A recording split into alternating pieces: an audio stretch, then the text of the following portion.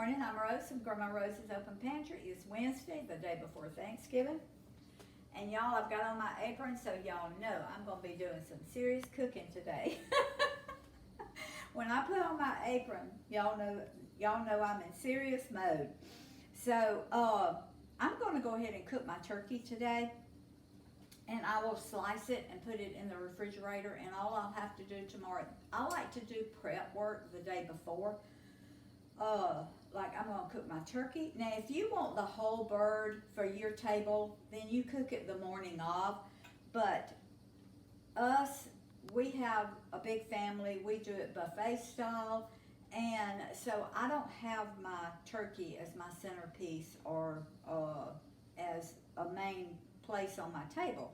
So most of the time I cook my turkey the day before. I'll use some of my broth for my dressing. I've already got a Boston butt roast in my cooker back here. All I put on it was salt and pepper, put it in water. I'm going to make my Brunswick stew out of that. I cooked my chicken yesterday for that because I put chicken and pork in my Brunswick stew. But right now, I'm fixing to show you how I am going to season my turkey. Now, I've got my oven set for 325 degrees. And it's a little over 12-pound turkey, so I'm going to cook it about 3.5, 4 hours until the internal temperature gets 180. Now, this has a little popper thing right here on this side that I'll turn it around so you can see it. And some of them do right here that it's supposed to pop up when it gets done, but I don't go by that. I usually check my internal temperature, and 180 degrees is what it's supposed to be. So I'm going to dry my turkey off. I've already washed it real good. I've got my giblets down in my pan here. I tuck my wings underneath the leg right here, as you can see. And I'm not going to truss this one because I just leave this little plastic thing right here on it. It's got my legs together, and it doesn't hurt it when it's cooking, so I just leave it on it. A lot of people use butter, and they'll pick up this skin and they'll put butter all under it, but I don't do that. I just use olive oil because olive oil gives it a really good crust, and I just like the olive oil on it. So I'm just bathing this bird in olive oil this morning. For me to get it coated good. Now,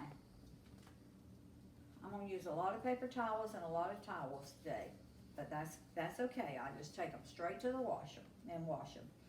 All right, now, on this, y'all know my potato slayer. Y'all know I love this seasoning. I use it on almost everything that I bake. And I've never used it on my turkey, but it's delicious on chicken, so I'm going to do it on turkey this time. And I'm going to coat it real good with my potato slayer. Thanks to my son-in-law, Philip. He's the one that got me started on this. They use it, you can use it on vegetables. I use it on my roasted vegetables. I use it on almost everything. Okay? I'm getting that down along that leg. Now I'm going to coat it really good because I want a lot of seasoning. And I want the seasoning in my broth. Now when I put this turkey in the oven, I'm going to cover it. I'm going to make a little tent with foil. And I'm going to cover it for the first hour that it's cooking. And then after that, I've got some hot soapy water here with bleach in it. So, after that, then I'm going to put a little salt on it because I find that potato slayer doesn't have very much salt in it. It's a wonderful seasoning, but it doesn't have much salt. It's got plenty of pepper and garlic and everything else. So, promise, if you'll hold on just a second, I'm going to get some foil. I'm going to make a tent. Okay. I got my foil, and I'm going to make a tent. I'm going to put some water in here. I'm just going to use a glass. But I'm going to put water in it because I want a good bit of broth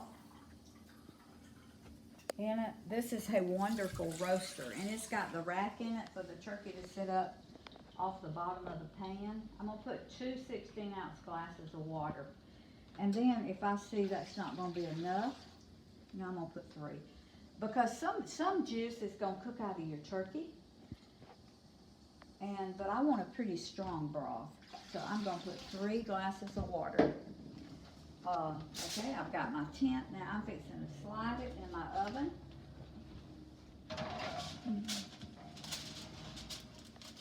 All right. Now it's on 325.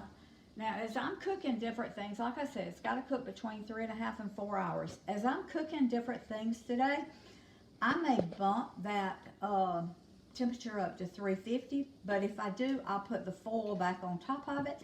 That's just to keep it from getting too brown. And so, but I like to cook my turkey kind of slow, and that way all the heat penetrates and it kind of cooks at a really even temperature. So, all right, I'm gonna be doing other things, but right now I just want to show y'all how I do my turkey. And so we're gonna be coming off and on all day today. So we're gonna see y'all in a little bit. There's little scuff marks here. I don't like those on my squash, so I'll just cut them off. Most of the time, especially this time of the year, you will find that it's like this. You see that? It's where it's got bumped up against the crate or something, because these were loose squash, and so I picked them out of the bin. And sometimes that's just the way it is this time of the year. So I just usually take my knife and get as much of that off as I can, like that. Because like I say, I don't want it on my in my squash.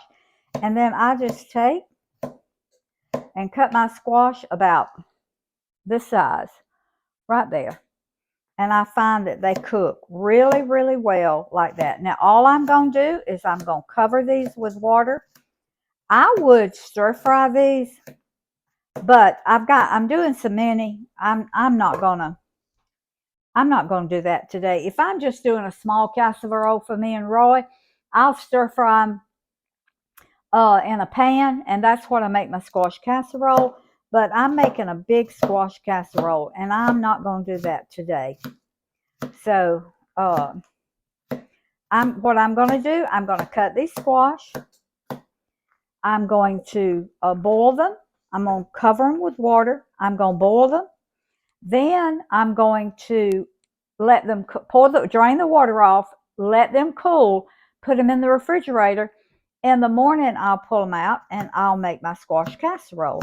Now, I will not cook my squash casserole until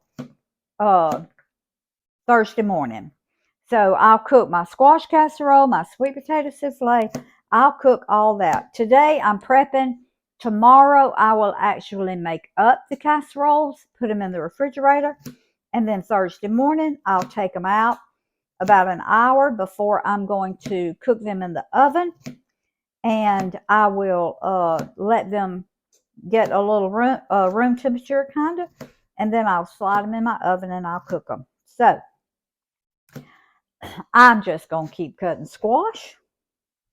And we'll see y'all back later when I'm doing something else for my next preparation for my Thanksgiving dinner. We're back doing a side dish, and this one is going to be squash casserole. Now it's going to be a gluten-free squash casserole and a low carb. I don't put cream of chicken soup. I don't put cream of mushroom soup. I don't put any of those in it. I don't put breadcrumbs. I just put cheese on top. So to this, I'm adding 2 eggs to my squash. And this is about 3 cups of squash that I've got here that I pre-cooked yesterday. So, and to that, I'm adding cream cheese. This is 2 ounces of cream cheese right here that I always put in mine. To me, that makes it creamy. That makes up for your cream soups that people always put in it. So, but not only is the cream cheese the cream soups have gluten in them, but I don't like the way they taste in a squash casserole. So that's another reason I use my cream cheese. So I'm going to get it stirred up really well. I should have softened it a little bit more, but that's okay. I'll get it stirred up. Okay, gotta get my egg and my squash stirred up. Now, to this, I'm gonna add mayo, and probably a good 2 tablespoons of mayo, 2 heaping tablespoons of mayo. I'll stir that around. And behind me, I have sauteed some onions, and it's a full cup of sauteed onions, because I like to saute my onions. I don't like to have raw onions in my squash casserole. I like to saute them. It brings out that sweetness, and it just gives them a better flavor. So that's a cup of sauteed onions. I've got a half cup, no, I'm sorry, that's a half a stick of melted butter that I've got in there. And I'm going to stir this up, get some of that cream cheese stirred in real well. Now it's going to be a real creamy dish because of your cream cheese and your mayo. And I'm not going to cook this until tomorrow. I'm putting it in my little casserole dish. All right, now this is just a little garlic to your taste, whatever you like.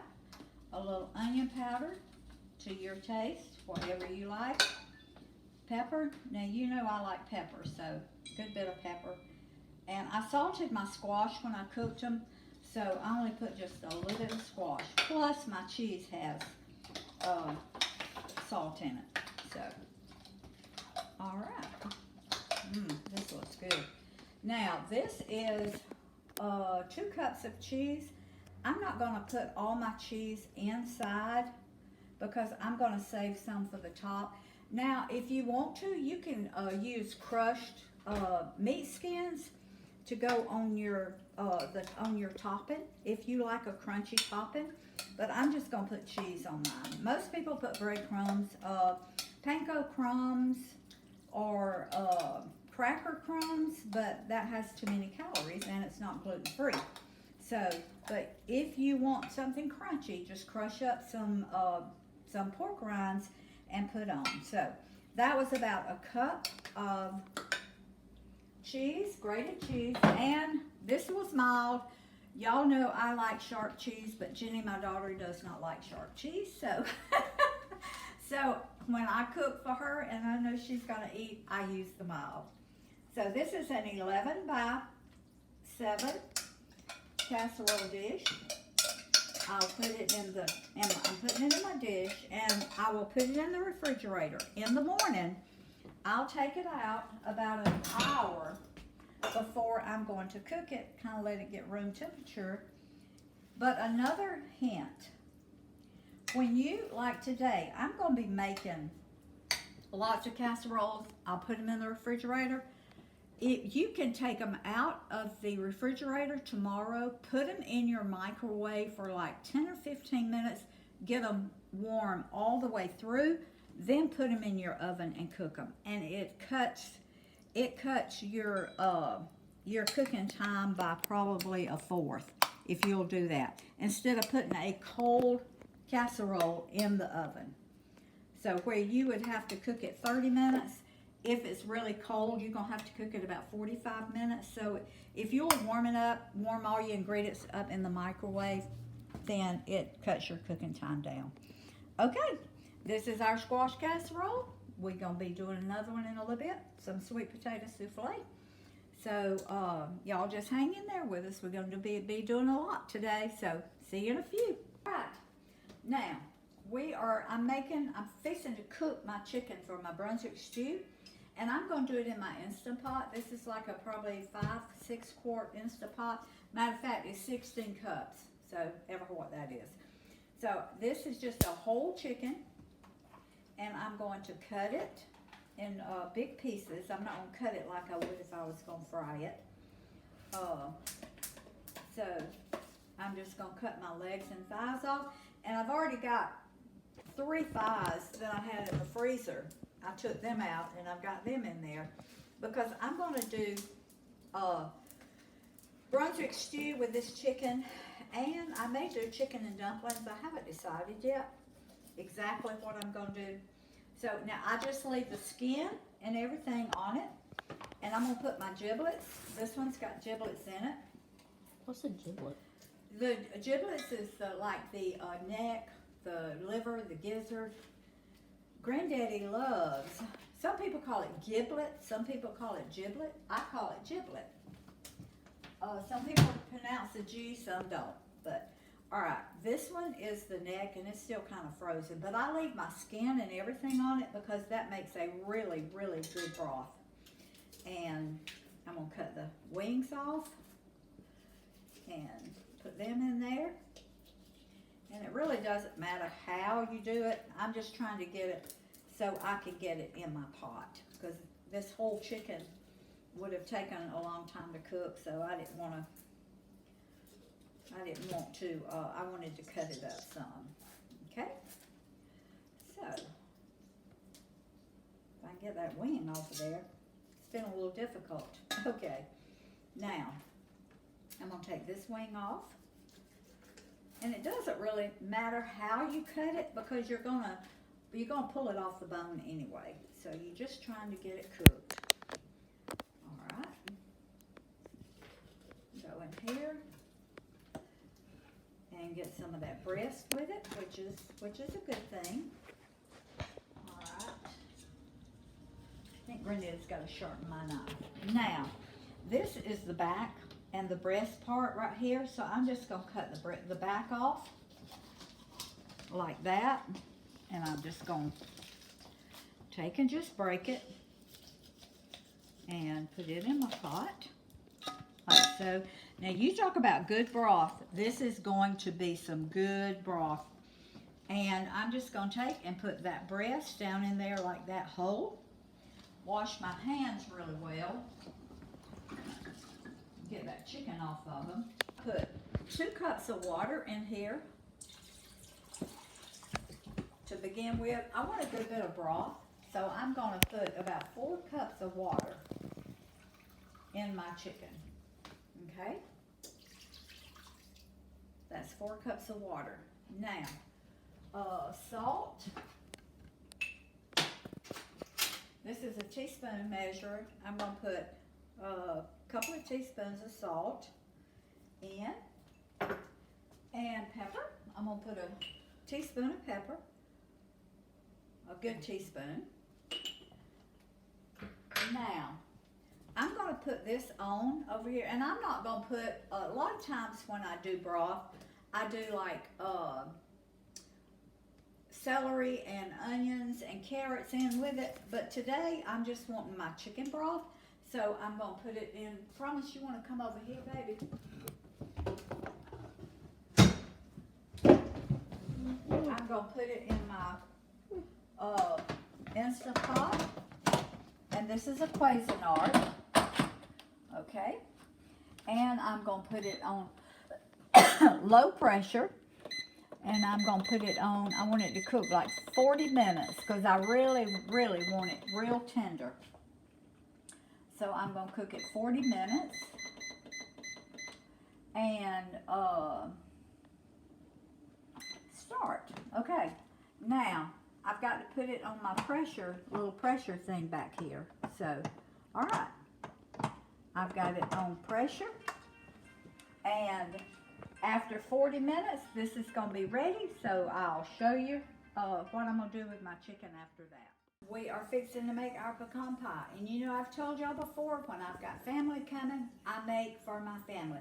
So this is a pecan pie with a regular pie crust and with Karo syrup in it and with regular sugar. So this is the way I make my pecan pie. And this is just a bulk crust. I didn't make my crust this morning to save time. So I'm going to take and put a pretty little edge on it like this. I just take my finger and I go around it like this, just to make a pretty little edge. Promise it's got it all smoothed out for me around the edges, so this can be kind of decorative. So I just put 2 fingers and take that finger and pull it up, just like that. There are other ways you can do it. You can take a fork and go around it and make a pretty design. I've seen people pinch them, but this is just the easiest way for me and the way I really like to do it. Okay, all right, now, Beautiful. that's our pretty pie crust. Okay, I'm gonna put it right there. Now, to my bowl, I'm gonna put 3 eggs, room temperature eggs, okay, and I'm gonna whisk them really well. Wash my hands, get that egg off. Okay, all right, I'm gonna whisk them real well. Get them beat up real good. Room temperature eggs are a lot easier to beat than cold ones are. So. All right, to this I'm gonna go ahead and add a dash of salt. Because to your sweet, especially when you're using pecans, you always want to put some salt with your sweet. All right, now this is Because 1 cup. doesn't it make like the sweet like sweeter when you do it with salt? It keeps it from being so sweet. The salt does. Somebody said that it makes it more like it. I don't know. I don't know. It might. I don't know. It's been so long since I've eaten a lot of sweet stuff. That was 1 cup of white sugar. Now I'm really gonna beat the sugar in good, and I'm just doing it with my whisk because I kind of want to get that sugar dissolved. All right, now a little tip about Karo syrup. I'm using dark Karo today because I just like dark Karo syrup. Your Karo brand corn syrup does not have your high fructose sugar in it. This one doesn't, but I've got one back there. It says no high fructose corn syrup right here on the label. Your Karo brand does not have that. The ones like this, they have the high fructose corn syrup in them, but the Karo brand does not. Now I'm gonna put a 1/2 cup of my dark Karo syrup, and I have sprayed it with cooking spray, so it'll come out good. Sometimes I use molasses, but today I'm just using my dark corn syrup. And this just gives it a richer flavor. Really, really good. And your syrup comes out. I'll show you in a minute. When you spray it like that, it doesn't stick to the side of your, see? It comes out really good. It doesn't stick to the side of your measuring dish, measuring cup, okay?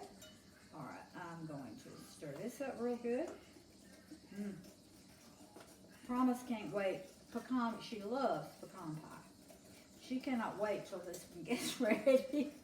Because the last one that they made a video on, they ate it all. I was so excited to try it, but I got here and I was like, "Where's my pecan pie?" And they were like, "We ate it all." I said, we ate it all. I'm going to make another one, but I'm going to make it sugar-free, and I'm going to make it with a gluten-free crust. So, y'all are probably, I put that on a video the other day, so I don't know if I will do a video on it or not, but, okay, now, that's eggs, salt, vanilla. I need a little bit of vanilla. Okay, this is pure vanilla here. I'm going to put like a teaspoon, a little bit more than a teaspoon probably. That, because you always want vanilla in your pecan pie. All right, now, some people don't. Some people will put their pecans down in their crust. Some people will put their filling in the crust, then the pecans on top. But now I like to put now this is pecan and walnuts. Half pecans, half walnuts, and this is a cup and a half. But I like to put mine down in my filling. That way it coats all those pecans and it makes them have a really pretty glaze on top. Okay, now that's all that I put in my pecan pie. Now I'm fixing to put it in my crust. Oh, promise, look at all that goodness. All that deliciousness, promise. She said, Grandma, am I going to have to wait till Thanksgiving? I said, no. When Grandma cooks, I don't have to have a whole pie Thanksgiving Day. I said, when people come, they can have some of whatever I cook. They don't have to wait till Thanksgiving Day. So as soon as this gets ready and cools a little bit, Promise is going to have some pecan pie. On 350 for probably 45 or 50 minutes. Okay, there it goes. I'm going to set it for 40 minutes. Okay. This is after 3 minutes. And as you can see, it's getting a little thicker, but not much. So I'm going to put it in at minute increments now because it will thicken quickly. So I'll do it a minute. If that's not thick enough, I'll do it another minute. But when it gets ready, when it gets completely thick as I want it, then I'll show you.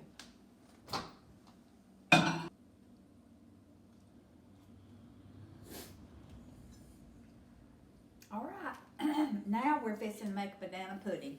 I was contemplating whether I wanted to do that or not, and Promise said, "Oh, Grandma, you know I love banana pudding." But Jenny, my daughter, which is Promise's mom, came yesterday and she helped me cook. She helped me get things prepared, and so she had made a dirt cake. If you've never seen a dirt cake, or that's what we call it, it is. It's a little grainy and not very sweet. Oh, yes, it is. It's made with Oreos, and it's got a whole pack of family-size Oreos, cream cheese, Cool Whip. It is absolutely wonderful, and it's her specialty. That's what she does. And it does have sugar in it. Well, yeah.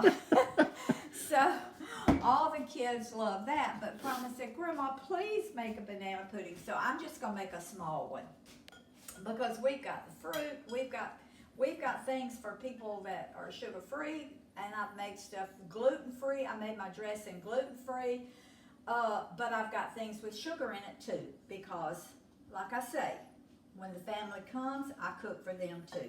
But I also cook for the ones that are gluten-free and sugar-free. So I'm going to separate my egg white from my yolk. Now, I am not going to make a meringue for this because sometimes I do, but when you make a meringue, you have to put it in the oven for like 15 minutes to get it brown, and it cooks those bananas, and we're not really fond of that. And so what I'll do today is I will just, I'll put Cool Whip on top of it. So, sometimes I do the meringue. The meringue is really, really pretty, but I'm just going to do the Cool Whip today because the kids had just as soon, looking for my towel, the kids had just soon have the Cool Whip as they had the meringue. So I'm going to whip these. Now that was 3 egg yolks. I prefer the whipped cream. The Cool Whip. Mm-hmm, Yeah. the Cool Whip. Yeah. Okay, that was 3 eggs. And I'm going to beat them really good. Ooh, splattered up on me. Now, to that, I'm going to add, this is a 1 cup measure, but it's 3/4 of a cup. So that's 3/4 cup of sugar, white sugar. Use the same amount of sweetener if you just want to make it sugar-free. Yes. And I have made it sugar-free, and it's really good. It's really good. Yeah. So, okay, to this, I'm going to add just a little bit of salt. Because, you know, with sweet stuff, you always add a little bit of salt. And I'm going to add about 2, a tablespoon. Yeah, uh-huh. A tablespoon of vanilla. That's okay, because it'll be good. And this is not vanilla extract. This is like bacon vanilla, which is not as strong as vanilla extract, so it'll be good. We love vanilla anyway. Okay, get all that sugar melted. Now, to this, I'm going to add, I think I'll go ahead and add my cornstarch. This is 3 tablespoons, level tablespoons of cornstarch that I'm adding to that. And I'm gonna stir it around. And this is what thickens it. Some people use flour, but I can't have the wheat. So until I became gluten-free, I used to use flour. Okay, now, this is 3 cups of milk. I've got 1 cup of half and half. 1.5 cups of half and half, and 1.5 cups of whole milk. Just because I like the richness of the half and half. Sometimes I use canned milk. So, but I just happen to have half and half. So you got 1.5 cups of each in that big. Yes, 3 cups. All right, now, not only does your cornstarch make it thick, but your egg yolks do too. And if you want to, you could really put the egg whites in it, but sometimes you can't get those egg whites really beat up in it good unless you use a mixer. So I don't like to take the chance of having those little white chunks of egg in my banana pudding. Okay, now I am going to put this in my microwave for 3 minutes. Take it out, I'm going to stir it. It will not be thick enough. And then I'm going to do it on 1 minute increments until it gets thick as I want it for my banana pudding. So I'm going to go ahead and put it in for 3 minutes. Now, while that's getting ready, I've got vanilla wafers here. And I just don't put them in any certain way. And so this was the end of that bag. So some of them are broken and got little crumbs, but that's perfectly fine. And I'm going to put 3 bananas. And I always cut my bananas. I always slice them down the middle. That way nobody gets a big slice of banana. It's in just little bite-sized pieces. So I'm going to put 1.5 bananas on this layer. Okay. And these bananas are just right. We got them Sunday, I think. And they were a little green, but they're just right now. And I'm not putting this down on my cloth here. I've got a cutting mat here that I put my stuff down on. So, all right, that is 1.5 bananas in there. Now, I'm going to wait till my microwave goes off. I'm going to set this to the side. And then whenever I'm not going to show you I'll show you when I take it out this time. But after that, I'm not. I'll just show you and I'll tell you how many minutes it took for it to get thick enough. So, we've got another minute. So, just give me a minute and we'll be right back. All right. Okay. Now, I did it 3 minutes. And then after that 3 minutes, I did it at 1 minute increments until it got thick as I wanted it. That took 8 minutes altogether. 5 1 minute increments and then 3 minutes. So, and it's as thick as I want it. Take your whisk it really well. Then I've got my bananas here and my crackers. So I'm going to put a layer. Just a smooth pudding texture. Yeah. Yep. Okay. I'm going to put a layer over my crackers like that. Now, how many crackers and bananas you use is up to you. I just kind of eyeball it. as to how many crackers I wanted. Roy likes lots of crackers. I like more custard. But since I'm not going to be eating this, then it doesn't really matter. So I just put another layer of crackers. Now, instead of Cool Whip, and I may do this, but you can still put Cool Whip. I'm probably going to take and, I don't know what it, there it is, with my knife. Okay. I'm probably going to take and crumble some cracker crumbs over the top of this, because it's pretty like that too, but you can still put Cool Whip on it. Ever how you want to dress yours up is fine. And you can make them a meringue if you want to. Just all up to you. Okay. Now I'm going to put the rest of my custard. And it's not banana pudding until you get it all together. Then you can call it banana pudding. But right now this is just custard. Okay. So I'm going to smear that over the top. It's not banana pudding to me till I get a glass of milk or a cup of coffee. Then it's banana pudding. That's right. That's right. Okay. And by the way, if you love pineapple, you can do pineapple pudding the same way. Instead of bananas, you just put pineapple. And it is so, that's really probably my favorite, is the pineapple pudding. Okay. Now I'm going to spread that over the top like that. Now, to dress it up just a little bit, I'm going to go around the edge. And I would do this even if I was putting a meringue on it. And just put some crackers like this. Just to make it pretty. And I'm going to show you what it looks like with the crumbled up crackers over the top. Okay.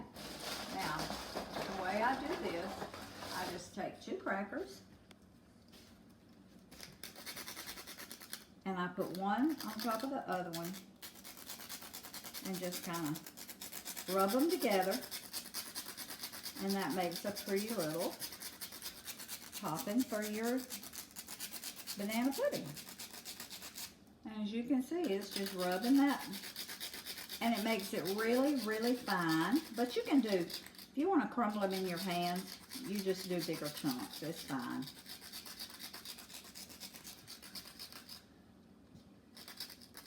Okay. Now, I'm going to set this aside and let it cool off a little bit. Then I'm going to put it in the refrigerator, because I am going to put Cool Whip on it. So, alright. That is my banana pudding. Quick and easy, in the microwave. No standing over a boiler. No double boiler. Trying to get it, keep it from sticking, because let me tell you something. It will stick and it will scorch. You have to stand there with it the whole time if you're doing it on the stove top. So microwave is the way to go. So I'm going to set this to the side. This is another thing I've got done. When it cools a little bit, I'm going to put it in the refrigerator, and then I'll spread my Cool Whip on top. So see y'all in a little bit. What do you want to do now, Grandmama? Okay, it's almost time for my family to be here. I've got all my food done. I'm just keeping it warm, and I'm going to show you what I've been doing for the last couple of days. So over here we have our Brunswick stew in my little Instant Pot. I'm keeping it hot. I'm keeping it warm. You can probably see it steaming. And I did not do a video on this, but I've got to, because it was my mama's recipe and so, so good. We want to put that on before Christmas so they can use We it will, for Christmas. yes, before Christmas. Okay. And I've got my turkey here. Y'all know I cooked it yesterday and I sliced it. This is ham that I cooked, and I sliced it and put it in the freezer. I took it out last night. I have warmed both of these. These are Whiteacre peas that I put in the freezer because my family loves them. This is greens from out of the freezer that I put in, came out of our garden. This is Italian green beans, bacon. It's got bacon and onions in it. So it should be really good. This is my traditional sweet potato souffle with my pecan crumb topping. And this is our dressing. This is giblet gravy because Roy loves giblet gravy. Now, sugar-free cranberry sauce, regular cranberry sauce. This is my squash casserole, and my granddaughter wanted mashed potatoes, so I've got her mashed potatoes and gravy.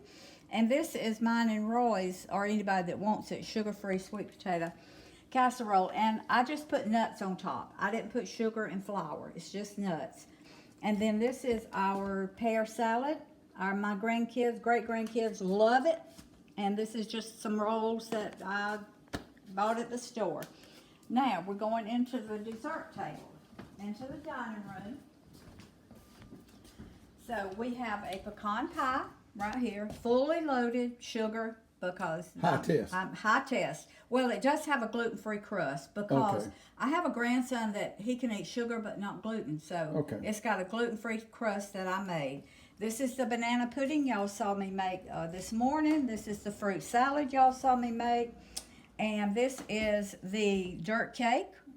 That's what we call it, that my daughter made yesterday. And this is a sugar-free, gluten-free coconut pecan pie. I put it on online, so you can find it on my channel. It is so good. It is so good. I made it the other day, but I froze it, and then I took it out of the freezer yesterday and let it thaw overnight. So this is our dessert, and that's just pecan pie that I made that Promise got into the other day. So it's exactly the same as that one. This one is not gluten-free crust. This one is. This one, so, but I'm sure it is. But they both have sugar in them. So Grandmama, it's all beautiful. it is, and I have plenty to eat. I have my fruit, and Roy does, and I have gluten-free, and I can eat anything in there that doesn't have sugar in it. So I have a lot, and my dressing is gluten-free. And if y'all will go back on my videos, you will find where I make the gluten-free dressing.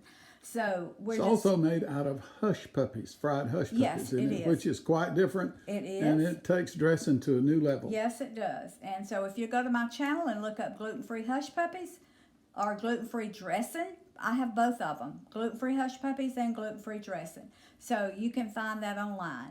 So I will try to. Ooh, the table looks beautiful, Grandma. Thank you.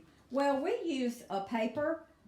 I usually have it really set pretty, but we use Still paper. pretty because of the colors. Yeah, it is. But, I love it. Thank you. So anyway, probably we'll be getting some clips throughout the day. I want y'all to see my great-grands and the fun they have when they come to Grandma's. So I'm going to end this for right now, and we will probably see y'all in a little bit. Y'all. Anything new up there, y'all? Cup. Some of that food, baby? She's on video. Yeah. Yeah. Everything's good right That's the perfect stew she's ever cooked. Yours is right there. Well, I got some. I'm gonna get some taste of it. Fixing them. Fixing them. Fixing them. Oh, sorry, baby. I did that to Ian. It takes me about 30 minutes. Is it yummy? Huh? Is it yummy? Yeah, but I never even tried it yet. You've never even tried it yet? I didn't try it. Not this week. Pecan pie. You win. Winnie? And are you Grandma's grandchild? Granddaughter? Yeah. You are? Yeah. How old are you? 5. That's awesome. Wait, who are you? Addie. And whose granddaughter are you? Grandma's. Okay. And how old are you? 6. And whose sister are you? Winnie's. Okay. So, what should all the people do? Like? Like and subscribe. Perfect. That's perfect. Alright, who are you? Kale. How old are you? 8. And whose grandson are you? Grandma Rose's. Perfect. What should everybody do? Like and subscribe. and hit what? The notification button. Perfect. Thumbs up. All right, you gonna win? You're on Kale's team. All right, down, set, hut. Oh, good catch. Oh, you gotta get it. You gotta get it. Jump on him. Jump on him. Tackle. Tackle.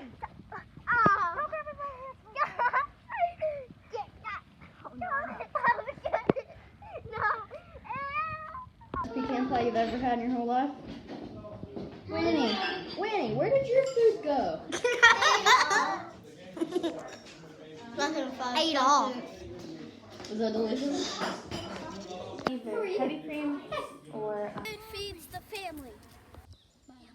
Family feeds the heart. Feeds the soul. Okay, thank y'all for joining us this Thanksgiving. We've had a wonderful, wonderful day. And now, like and Subscribe!